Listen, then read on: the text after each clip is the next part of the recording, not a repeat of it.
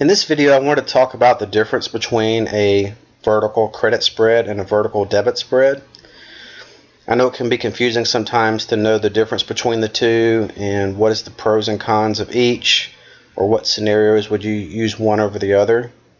So I'm not really going to get into the actual setup of these trades as far as what strikes you would select, what premium you're looking for. I really just want to talk about the mechanics of the trade and why you would use a spread, or why would you use a debit spread over a credit spread and vice versa. But before we get into it, I wanted to show you something that you already intuitively know when it comes to trading options, but maybe haven't really consciously realized it, is that if we look at the strike prices down the middle here, for calls, the higher the strike price, the cheaper the options become. If you look at the prices as we go higher in strike, you can see that the premiums become smaller and smaller. And then the lower the strike price goes, the higher the premiums become. This applies to any option chain or any stock that you look at. It'll always be the case for calls that the higher the strike, the cheaper the option is. So that means that if we want to compare two strikes, if I want to compare the 260 to the 250, without even looking at the prices on the left, I know the 260 is going to be cheaper than the 250. For puts, it's the opposite. For puts, when the strike increases, the premiums increase in value, and when the strikes decrease, the premiums decrease in value. So if we compare two strikes, if I compare the 260 to the 250, without even knowing the prices, I know that the 260 will be more expensive than the 250 for a put. So just knowing that aspect of how premiums are priced for different strikes, I think will really help you understand the difference between a credit spread and a debit spread when we start looking at some examples. So I'm going to use Tastyworks to demonstrate this because I think it's easier to understand it visually than looking at it in the table format from Thinkorswim. And there's a lot going on this screen. Really, we just want to focus on the middle row that lists the strike prices. So they list the strike prices from low to high, left to right. In the center, you have a white dot that represents the current stock price. In this case, this is NVIDIA. The price is 254.53. And what I have here is just a normal call trade. This is just buying a call, and we can move the marker to whatever strike price we want to buy. And so most traders will buy an out of the money call. So I'm going to pick the 260 strike price, which is about 6 points out of the money. But you can see that the cost of this trade is $3.90. And for most traders, that's an expensive call. They would want to possibly go further out of the money to get a cheaper option. So they may drag this out to, say, the 270, which is a lot cheaper now, right? It only costs $1.39, but it's 16 points away from the current price of the stock.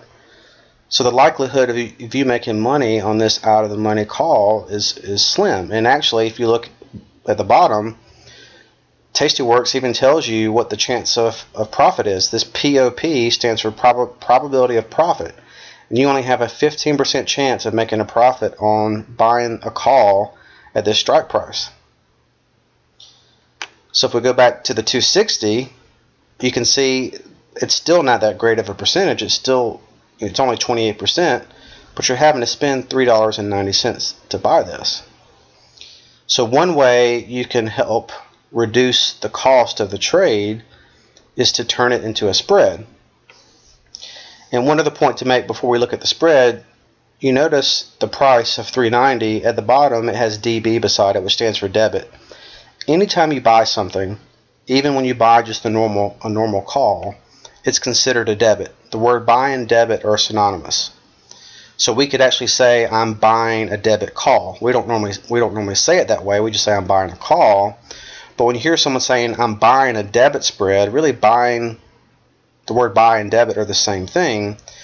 So you could think of it in terms of when someone buys a call debit spread, they want the same thing to happen that they would when they buy just a normal call, because these are both debit related strategies. To turn this into a spread, you have to add a second leg, a second strike. So you can refer to this as your first leg, the buy leg, and we also need to add a sell leg. So I can select to add another call, and I'll drag it down. I want to make sure that it's at the exact same expiration, so they both should be at May 25th. And I need to change this one to a sell, because for a vertical spread you have one leg that you're buying and one leg that you're selling.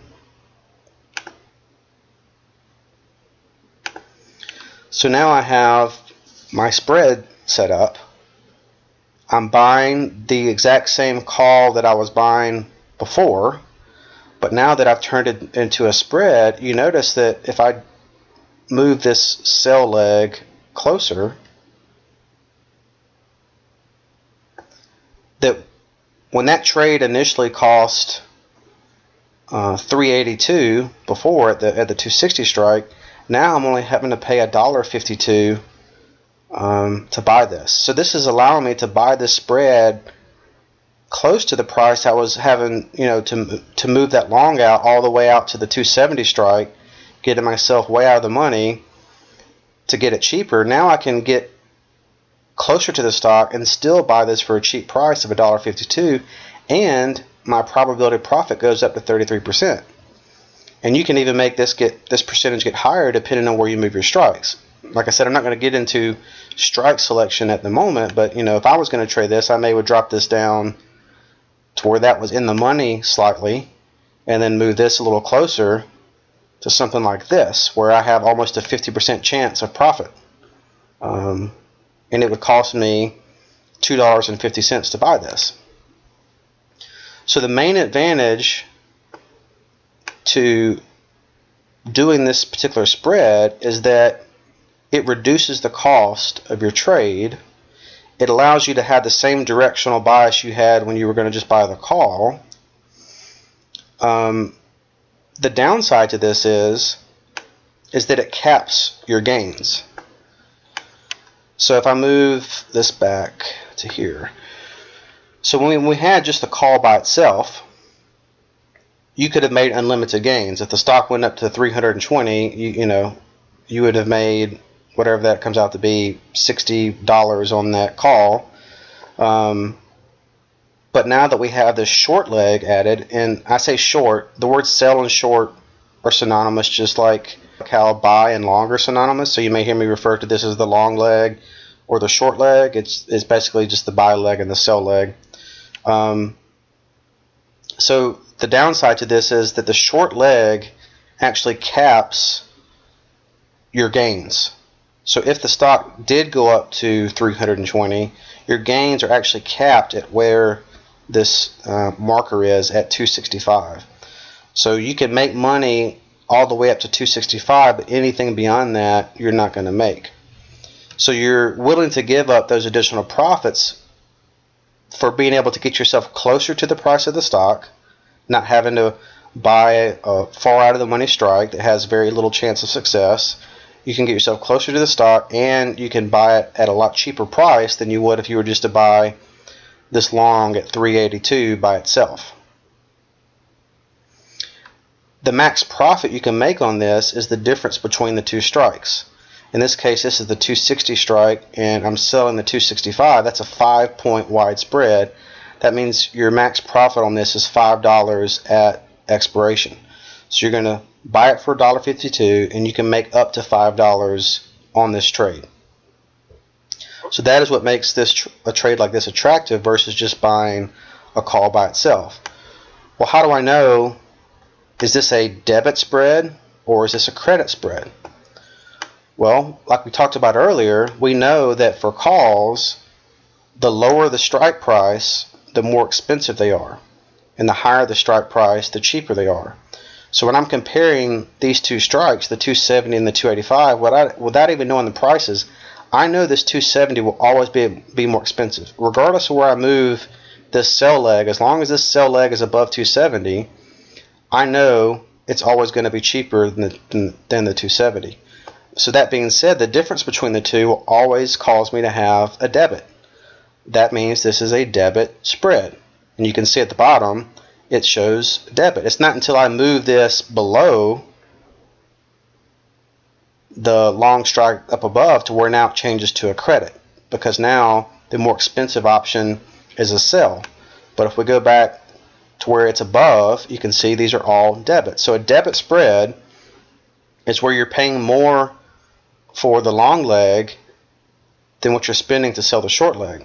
You can also refer to these legs as the inside leg and the outside leg. So really it's the inside leg is what you want to key off of. If you're buying the inside leg, regardless of where this outside leg is positioned, if you're buying the inside leg, it'll always be a debit.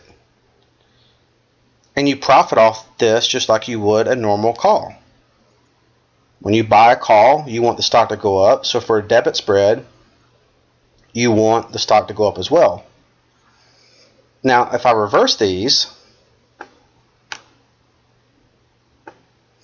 it turns it into a credit spread. Why? Because now the lower strike price, the more expensive strike, I'm selling.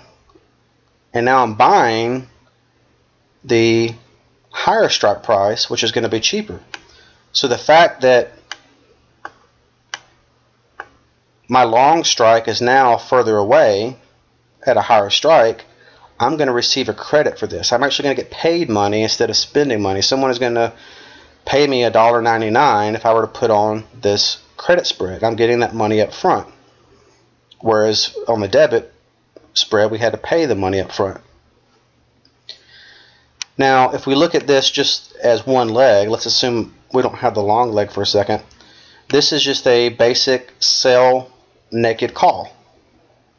A lot of people don't sell naked calls, one, because they're risky, and two, most brokers don't allow you to do it. But if you could sell a naked call, what would happen would be you would receive a credit of $3 up front, and you want the stock to go down. When you sell a call, you want it to be the opposite of what you want when you buy a call. When you buy a call, you want it to go up. When you sell a call, you want it to go down. The reason being, when you sell a call, if it goes down, you get to keep that credit at expiration. But if the stock goes up above your strike price and becomes more valuable, let's say it goes up to 300, well, now that option could be worth, $35. So it would cost you $35 to get out of it when you only got paid $231. You would take a significant loss if you sold this naked call and the stock went against you. So by adding another leg and by turning this into a spread, now this protects us. This protects us from losing or having unlimited risk. And let's put this at roughly the same area as the debit spread. I think this is where I had the debit spread.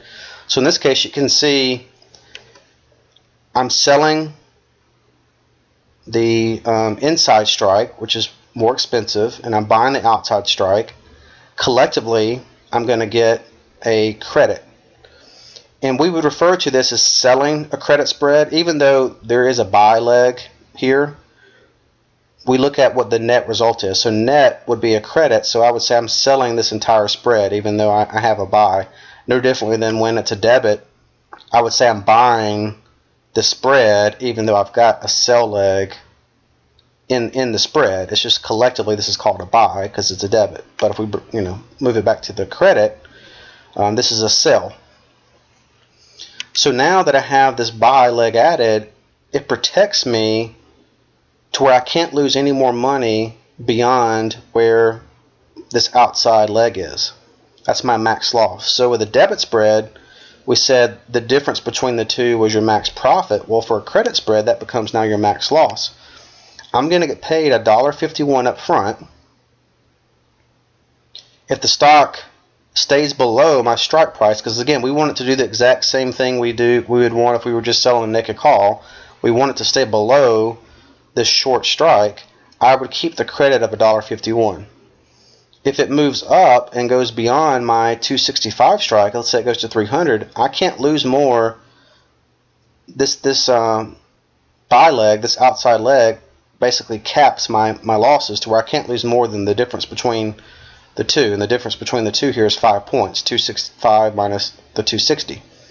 So I could lose 5 points, but I got $1.51 credit, so really I'm not losing the full 5. I'm losing more like $3.49 on this trade if it went all the way up above this 265 strike. So again, the easiest way to tell the difference between a credit spread and a debit spread is looking at the inside strike. Whatever is being done here, if I'm selling the inside strike, then this is a credit spread, because I know by default if I'm selling the inside strike, I'm selling the higher strike, which has a higher premium, or sorry, I'm selling the lower strike, which has the higher premium, and so I would know that this is a credit spread. If I'm buying the lower strike for a call, then I know that becomes a debit spread, because this leg will be more expensive. On the put side, it works exactly the same way. I won't go into the explanation on the put, because everything, you just reverse it real quickly. If I look at a debit spread on the put side, it's the same thing. This is a debit spread because I'm buying the inside leg. If this was just a normal put, if we didn't have the second leg, when you buy a put, you want the stock to go down. But just like the call, if you buy just a normal put, it's expensive and you have a very low probability of success. So we can bring in the second leg to turn this into a debit spread. Again, it's a debit because I'm buying the higher priced option, which for a put would be the higher strike. And this would be a net debit trade. And it has the same max profit as the call. It's the difference between the strikes. I can't lose more than the debit that I paid. This helps reduce my cost basis, and I want the stock to go down. If I turn this into a put credit spread, I want the opposite to happen. If we didn't have this other leg, if I was just selling a put, when you sell a put, you receive a credit, and you want the stock to go up above the strike price. I would want the exact same thing to happen if I had a vertical spread. And again, this is a credit put spread because I'm selling the inside strike. That dictates what kind of spread it is. I'm going to receive a credit. My max loss is the difference between the strikes, and I want the stock to go above my strike price. So how do you decide which strategy you want to do? Because if you're bullish, you have a choice. You can do a put credit spread, or you could do a call debit spread. If you're bearish, you could do a put debit spread or a call credit spread. How do you decide between the two, depending on if you're bullish or bearish? Well, if I'm bullish and I want to decide between a put credit spread or a call debit spread, it just really depends on how I feel about what the stock is going to do. If I'm real confident that the stock is going to go up,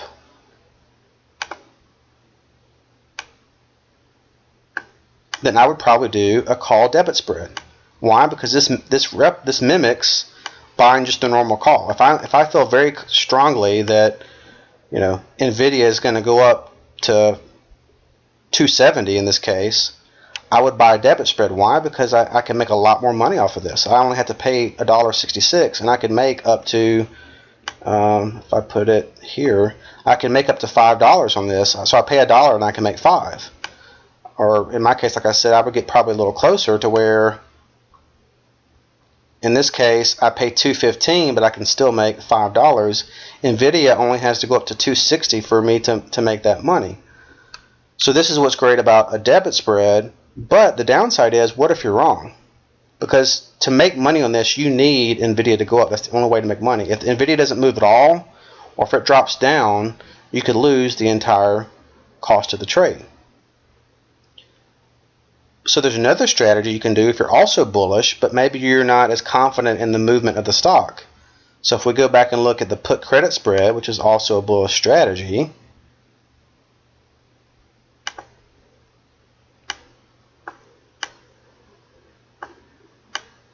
now I can make money regardless if the stock goes up, stays the same, or even drops a little.